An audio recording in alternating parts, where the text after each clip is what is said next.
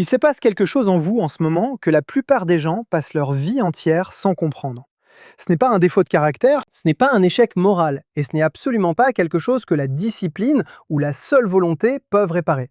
Ce dont je parle, c'est la guerre invisible qui alimente la dépendance. Et je ne parle pas seulement des choses évidentes, l'alcool, les pilules, le jeu, les drogues. Je parle des dépendances plus discrètes, dont on parle rarement. Le téléphone que vous consultez 100 fois par jour, la nourriture que vous mangez sans même avoir faim, les disputes que vous provoquez, juste pour ressentir quelque chose. Le travail derrière lequel vous vous cachez pour ne jamais avoir à ralentir et à vous confronter à vous-même. Tout cela, chaque schéma auquel vous revenez sans cesse, même quand vous savez que ça vous fait du mal, même quand vous vous êtes promis 1000 fois que cette fois-ci serait différente, tout cela suit le même schéma. Et une fois que vous comprenez ce schéma, quelque chose change. Mon nom n'a pas d'importance. Ce qui compte, c'est cette idée, ce cadre, cette vérité, qu'un psychiatre suisse nommé Carl Gustav Jung a identifié il y a près d'un siècle. Une vérité si puissante qu'elle est encore à la base de certains des programmes de rétablissement de la dépendance les plus efficaces au monde aujourd'hui. Jung n'était pas seulement un homme intelligent avec une longue barbe et des théories compliquées, c'était un homme qui s'est assis en face de milliers de personnes brisées et a posé la seule question que personne d'autre ne posait. Non pas « à quoi êtes-vous accro ?» mais « pourquoi ?» Non, pas « quelle mauvaise habitude essayez-vous de briser ?» mais « à quelle douleur avez-vous fui et depuis combien de temps ?» La réponse qu'il a trouvée était inconfortable. Elle l'est encore aujourd'hui. Mais les vérités inconfortables sont les seules qui valent la peine d'être connues. Alors restez avec moi, car ce que vous êtes sur le point d'entendre n'est pas une solution rapide. Ce n'est pas un plan en 10 étapes, c'est quelque chose de plus profond. Une carte, une façon de vous voir différemment, peut-être pour la première fois. Et quand vous vous voyez différemment, tout le reste commence à changer. Laissez-moi vous dépeindre une scène. C'est un mardi soir, vous avez eu une journée difficile. Peut-être que le trafic était infernal sur le chemin du retour, peut-être que votre patron a dit quelque chose de dédaigneux lors d'une réunion, peut-être que vous avez fait défiler les réseaux sociaux et ressenti cette douleur creuse en voyant les vies des autres paraître tellement plus brillantes que la vôtre. Vous êtes assis sur votre canapé et il y a une attraction, vous la sentez, quelque part entre votre poitrine et vos entrailles. Une attraction gravitationnelle silencieuse vers quelque chose. Peut-être est-ce le frigo, peut-être est-ce la bouteille sur le comptoir, peut-être est-ce l'application que vous vous êtes promis de supprimer. Vous résistez 1 minute, peut-être 2, puis, presque sans le décider, vous cédez. Et pendant un petit moment, la douleur s'apaise. Nous sommes tous passés par là, chacun d'entre nous. Les formes sont différentes, mais le sentiment est le même. Et voici ce que la plupart des gens font à ce moment-là. Ils appellent ça de la faiblesse. Ils appellent ça de la paresse. Ils s'envolent, font une nouvelle promesse et attendent le prochain mardi soir. Mais Carl Jung aurait regardé ce moment très différemment. Il se serait penché et aurait dit « Fais attention, car quelque chose d'important vient de se produire. Pas quelque chose de honteux, mais quelque chose de significatif. » Jung croyait que chaque compulsion, chaque envie irrésistible, chaque comportement répétitif qui vous ramène porte en réalité un message. Ce n'est pas l'ennemi, c'est un messager. Et comme tout messager, il continue d'apparaître jusqu'à ce que vous soyez prêt à entendre ce qu'il a à dire. La question n'est jamais seulement « qu'est-ce qui vous fait envie ?» La question est « que représente cette envie ?» Quel besoin représente-t-elle? Quel sentiment essaie-t-elle de créer ou d'empêcher? Ce recadrage semble simple, mais il change tout. Car lorsque vous considérez votre envie comme un problème à éliminer, vous entrez en guerre contre vous-même, et c'est une guerre que vous perdrez à chaque fois. L'envie vient de l'intérieur de vous. Vous ne pouvez pas amputer votre propre désir sans couper quelque chose d'essentiel. Mais lorsque vous voyez votre envie comme un signal, vous arrêtez de vous battre et commencez à écouter. Pour comprendre le modèle de l'addiction de Jung, vous devez comprendre l'une de ses idées les plus puissantes. Il l'appelait l'ombre. L'ombre n'est pas un concept effrayant. Ce n'est pas un monstre sombre tapis en vous. C'est en fait quelque chose de beaucoup plus ordinaire et, d'une certaine manière, de beaucoup plus profond. Dès votre plus tendre enfance, vous avez commencé à apprendre quelles parties de vous-même étaient acceptables et lesquelles ne l'étaient pas. Peut-être vous a-t-on dit que la colère était mauvaise, alors vous avez appris à l'étouffer. Peut-être avez-vous appris qu'avoir besoin des autres vous rendait faible, alors vous avez commencé à faire semblant de n'avoir besoin de personne. Peut-être avez-vous été tellement loué pour votre intelligence que vous avez enfoui les parties de vous qui étaient incertaines, confuses ou craignaient l'échec.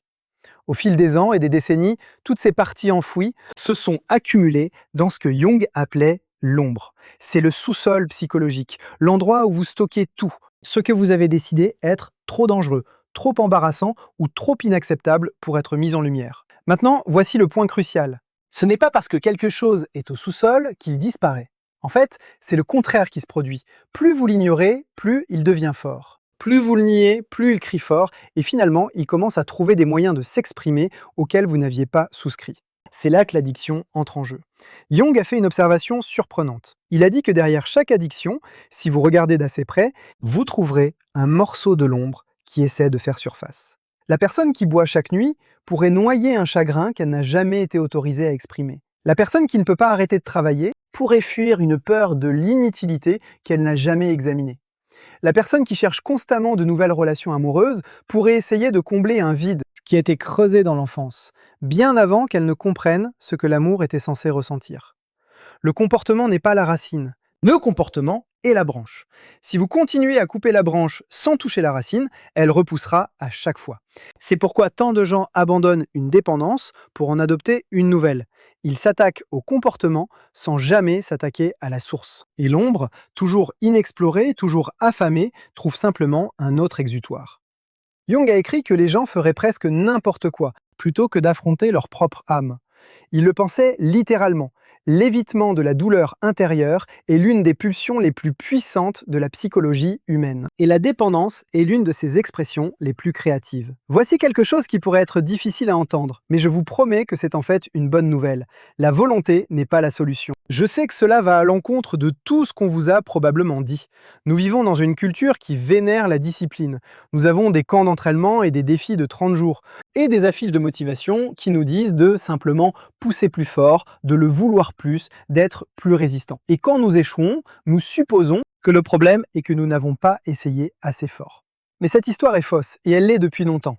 La volonté est une ressource finie, ce qui a été démontré par la recherche. Mais honnêtement, vous le savez déjà par votre propre expérience. Pensez au moment où vos envies sont les plus difficiles à résister. Ce n'est pas quand vous êtes reposé, nourri et en paix. C'est quand vous êtes épuisé, stressé, submergé ou émotionnellement vidé. C'est après une dure journée, c'est tard le soir, c'est quand quelqu'un que vous aimez vous déçoit. C'est quand vous avez l'impression d'être invisible. C'est là que l'ombre est la plus forte et c'est là que la volonté est la plus vide. Essayer de vaincre une dépendance avec la seule volonté, c'est comme essayer de vider l'océan avec un seau. Vous pourriez faire des progrès un bon jour, mais l'océan est toujours là et un mauvais jour, il revient en force. Jung l'avait compris, il ne rejetait pas la discipline ou la responsabilité personnelle, mais il savait qu'une véritable transformation exigeait quelque chose de plus profond que la simple ténacité. Elle exigeait de la compréhension. Il a utilisé une métaphore intéressante, il a décrit l'esprit inconscient comme une vaste rivière souterraine. Votre volonté consciente, vos choix et intentions délibérées sont comme une personne debout sur la rive, essayant de rediriger le courant avec ses mains. Vous pouvez pousser et vous fatiguer autant que vous voulez, mais la rivière s'en moque. Elle est plus grande que vous. Elle coule depuis plus longtemps que vous n'êtes en vie. La seule façon de travailler avec la rivière est de la comprendre, de la cartographier, de savoir d'où elle vient et où elle veut aller. C'est ça le travail de l'ombre, c'est cartographier la rivière souterraine de votre propre inconscient, afin que vous cessiez d'être surpris chaque fois que le courant vous entraîne quelque part où vous n'aviez pas prévu d'aller. Alors, si la volonté ne suffit pas, et si l'envie est en fait un messager, que faites-vous réellement au moment où l'attraction se manifeste? Jung avait une pratique qu'il recommandait, il l'appelait l'imagination active. Mais en termes simples, c'est vraiment juste l'art de remarquer. Voici comment cela fonctionne dans la vie réelle.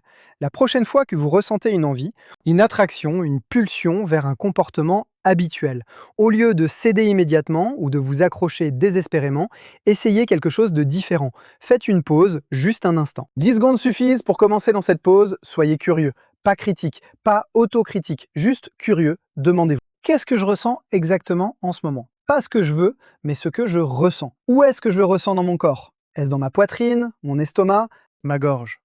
Puis allez à un niveau plus profond. Qu'y a-t-il sous ce sentiment? Si vous imaginez l'envie comme une porte, à quelle pièce mène-t-elle? Si vous la franchissiez, que trouveriez-vous de l'autre côté? Parfois la réponse est évidente. Vous êtes stressé et l'envie vous offre un soulagement. Vous êtes seul et l'envie vous offre une sorte de connexion. Vous vous ennuyez et l'envie vous offre une stimulation.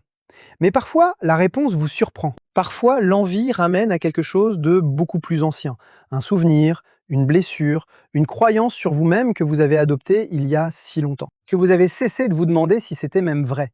Le but n'est pas d'avoir une révélation en 30 secondes. Le but est de créer un petit écart, une minuscule fenêtre d'espace, entre le déclencheur et le comportement. Parce que dans cet espace, vous n'êtes plus en pilote automatique, vous choisissez. Jung avait aussi un terme pour cela, il appelait ça « rendre l'inconscient conscient ». Et il croyait que c'était l'acte le plus transformateur qu'un être humain puisse accomplir. Car vous ne pouvez pas changer ce que vous ne pouvez pas voir. Mais une fois que vous pouvez le voir, une fois que vous pouvez le nommer et le mettre en lumière, son pouvoir sur vous commence à changer. C'est pas de la magie, c'est pas une solution unique. C'est une pratique, comme aller à la salle de sport, sauf qu'au lieu de développer des muscles, vous développez la conscience de soi. Et tout comme à la salle de sport, les progrès sont lents au début, presque invisibles, mais avec le temps, ils s'accumulent pour devenir quelque chose que vous n'auriez pas cru possible au début. Permettez-moi de partager quelque chose qui pourrait sembler étrange au début. Votre envie vous aime. Je sais, écoutez-moi, la partie de vous qui tend la main vers un verre, à la fin d'une journée brutale, n'essaie pas de vous détruire, elle essaie de vous aider. Elle a appris en chemin que cette action particulière crée un soulagement, aussi temporaire soit-il. Elle fait la seule chose qu'elle sait faire avec la douleur que vous portez. L'addiction elle-même n'est pas le problème. L'addiction est une tentative de solution à un problème que vous n'avez pas encore trouvé d'autres moyens de résoudre.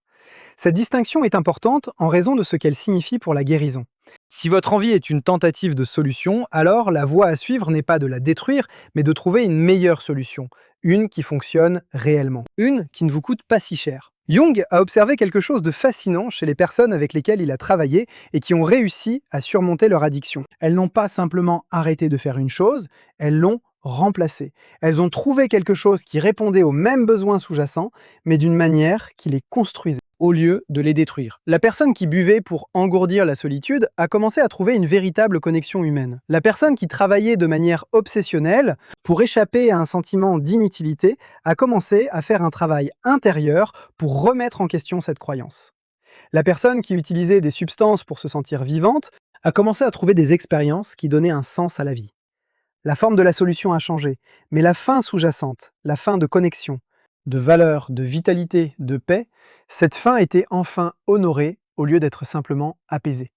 C'est à cela que ressemble le vrai travail. Et cela commence par une question simple, honnête, parfois terrifiante. De quoi ai-je réellement besoin en ce moment? Pas ce que je veux, pas ce que je cherche habituellement, mais de quoi ai-je réellement besoin au plus profond de moi? Et y a-t-il un moyen de me l'offrir sans avoir à payer avec ma santé? Mes relations ont mon intégrité. Je vais être honnête avec vous, ce chemin n'est pas facile. Regarder son ombre demande du courage. Rester avec l'inconfort sans l'anesthésier immédiatement demande de la pratique. Et poser les questions profondes, celles sur ce que vous fuyez réellement et ce dont vous avez vraiment besoin. Ces questions peuvent être inconfortables d'une manière qui semble insupportable au début. La plupart des gens s'arrêtent là. Ils aperçoivent ce qui se trouve au sous-sol et ils claquent la porte et retournent au schéma familier, non pas parce qu'ils sont faibles, mais parce que ce qu'ils voient leur semble trop accablé, trop honteux ou trop triste pour y faire face sans soutien. C'est normal, c'est humain. Mais je veux que vous sachiez quelque chose sur le courage qui est souvent oublié, dans l'obsession de notre culture pour la dureté. Le courage n'est pas l'absence de peur, le courage est la volonté d'avancer malgré la peur. Vous n'avez pas à tout résoudre d'un coup. Vous n'avez pas à faire sauter la porte de votre ombre en une seule séance. Vous pouvez l'ouvrir juste un peu. Vous pouvez rester avec un sentiment inconfortable pendant 30 secondes avant d'agir sur l'envie.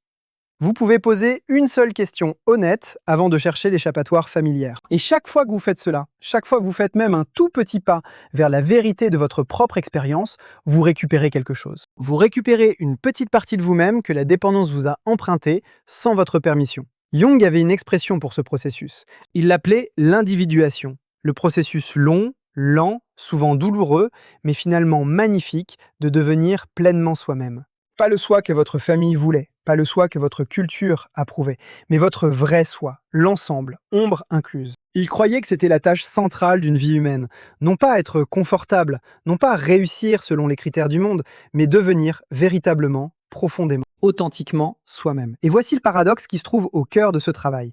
Les parties dont vous avez le plus honte, le matériel de l'ombre, que vous avez caché même à vous-même, ce sont souvent les parties qui portent le plus d'énergie, le plus de vitalité, le plus de pouvoir créatif. La personne qui a enfoui sa colère pourrait découvrir, en la reconnaissant enfin, qu'elle se transforme en assurance, en passion, en une force motrice qu'elle ignorait posséder. La personne qui a enfoui sa tristesse pourrait découvrir, en l'acceptant enfin, qu'elle s'ouvre sur une empathie et une profondeur de sentiments qui deviennent l'un de ses plus grands. L'ombre n'est pas seulement votre obscurité, c'est aussi votre vie non vécue. Il y a une étape de plus dans ce processus et c'est là que les choses deviennent vraiment passionnantes. Une fois que vous avez appris à remarquer vos envies au lieu de vous laisser dominer par elles, et une fois que vous avez commencé à vous demander vers quoi elles pointent réellement, vous avez accès à quelque chose de remarquable, vous avez accès à de l'énergie. Pensez-y de cette façon. Une envie n'est pas seulement un phénomène psychologique, c'est aussi une explosion d'activation physiologique. Votre système nerveux s'illumine, votre attention s'aiguise, votre corps se prépare à bouger. Cette activation est une puissance brute et informe, attendant d'être dirigée quelque part. La plupart des gens dirigent cette puissance directement vers le comportement addictif, ce qui la dissipe rapidement et les laisse épuisés. Mais que se passerait-il si vous la redirigiez? C'est ce que Jung appelait le processus alchimique. Prendre la matière première de vos expériences les plus difficiles, la honte, le désir, la faim, l'agitation, et l'utiliser comme carburant pour quelque chose de génératif. En termes pratiques, cela signifie construire ce que l'on pourrait appeler des rituels de remplacement. Non seulement supprimer l'ancien comportement, mais le remplacer par quelque chose qui utilise la même énergie dans une direction différente. Si vous attrapez toujours votre téléphone quand l'anxiété vous submerge, essayez d'utiliser ce même pic d'énergie agité pour faire une marche rapide de 5 minutes. L'activation est exprimée, le système nerveux se cale et vous n'avez pas alimenté l'ancien schéma. Si vous vous tournez vers la nourriture lorsque vous êtes submergé émotionnellement, essayez plutôt de prendre un journal et d'écrire la seule chose vraie que vous êtes le plus réticent à dire. La pression émotionnelle est exprimée plutôt qu'avalée. Et avec le temps, le besoin de l'avaler avec de la nourriture commence à diminuer. Si vous buvez pour décompresser après le travail, essayez de construire un rituel de transition qui fonctionne réellement. Une séance d'entraînement, une douche chaude, 10 minutes assis dehors sans écran. Offrez à votre système nerveux un véritable atterrissage, pas seulement un raccourci chimique. Le but n'est pas de serrer les dents pour traverser l'envie, c'est de rediriger l'énergie de l'envie vers quelque chose qui vous sert. Avec le temps, les nouveaux rituels commencent à apporter leur propre récompense. Ils commencent à ressembler à un véritable cadeau pour vous-même plutôt qu'à une privation. Et les anciens schémas commencent à perdre leur emprise, non pas parce que vous les avez combattus jusqu'à la soumission, mais parce que vous avez progressivement cessé d'en avoir autant besoin. Voici quelque chose dont on ne parle pas assez dans les conversations sur la dépendance. Votre identité compte énormément. Si vous vous considérez comme un toxicomane, comme quelqu'un de brisé, comme quelqu'un qui ne peut pas se contrôler, cette histoire façonne chacun de vos choix. Cela filtre la façon dont vous interprétez chaque revers. Cela réduit ce que vous croyez possible pour vous. Jung a compris que les êtres humains sont des créatures qui créent des histoires. Nous n'avons pas seulement des expériences, nous organisons nos expériences en récits et nous vivons à l'intérieur de ces récits comme s'ils étaient la réalité. L'histoire que vous vous racontez fonctionne soit pour vous, soit elle ne fonctionne pas. L'un des changements les plus importants qui se produisent dans une véritable guérison, pas seulement l'abstinence, mais une réelle transformation psychologique, est un changement d'identité. Passant de « je suis quelqu'un qui a ce problème » à « je suis quelqu'un qui apprend à se comprendre », de « je suis faible » à « je suis curieux », de « je suis brisé » à « je suis en train de devenir entier ». Ce changement n'est pas du déni, c'est pas de la pensée positive pour le plaisir, c'est reconnaître que l'histoire que vous habitez détermine l'avenir que vous pouvez imaginer. Et si vous ne pouvez pas l'imaginer, vous ne pouvez pas le construire. Jung a écrit que la chose la plus terrifiante est de s'accepter complètement. Il voulait dire l'image complète, pas seulement les parties dont vous êtes fier, mais le désir, la peur, la faim, l'ombre. Dire c'est moi et je suis prêt à travailler avec tout cela. Cette acceptation n'est pas de la résignation, ce n'est pas dire ce que je fais est bien, c'est dire je suis prêt à voir la vérité de là où je suis, sans honte, sans autopunition, afin de pouvoir réellement avancer à partir d'ici. La honte est l'un des alliés les plus puissants de la dépendance, car la honte vous pousse à vous cacher, et la cachette est précisément là où la dépendance prospère. C'est dans l'obscurité, le secret, la partie de vous-même que vous ne supportez pas de regarder, c'est là que le schéma devient le plus fort. Mettez-le en lumière, pas la lumière fluorescente dure du jugement, mais la lumière chaude et constante d'une honnête introspection. Et tout change. Je veux conclure en disant quelque chose de vrai et peut-être inattendu. cela ne se termine pas. L'ombre ne disparaît pas une fois que vous l'avez regardée. Les envies ne disparaissent pas définitivement une fois que vous comprenez d'où elles viennent. Le travail de devenir soi-même n'est pas un projet avec une ligne d'arrivée. C'est une pratique de toute une vie, et honnêtement, une fois que vous vous y engagez, vous réalisez que ce n'est pas une limitation, c'est le but.